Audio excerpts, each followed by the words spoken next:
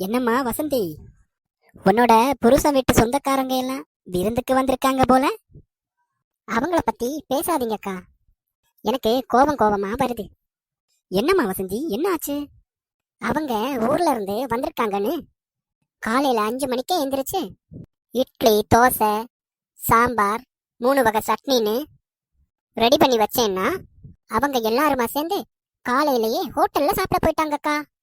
பாத்தீங்களா அக்கா, எங்க கையால எல்லாம் சாப்பிட மாட்டாங்களா?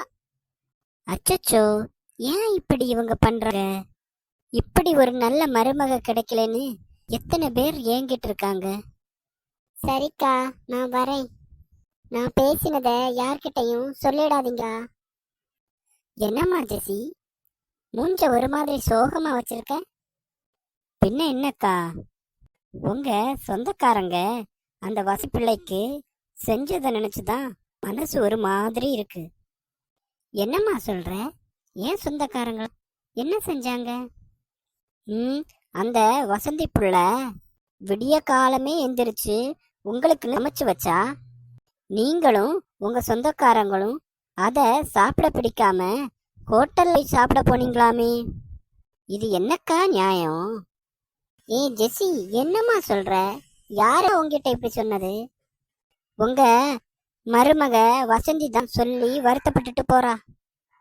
என்னம்மா ஜெசி சொல்ற?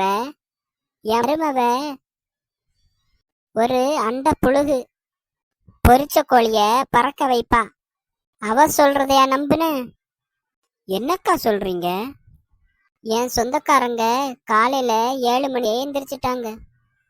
பாவி மவ அவங்களுக்கு ஒரு காபி தண்ணி கொடுக்கல. எண்ணெயும் எதுவும் கொடுக்க கூடாதுன்னு ஆர்டர் போட்டிருக்கா. என்னக்கா சொல்றீங்க? உண்மையாவா?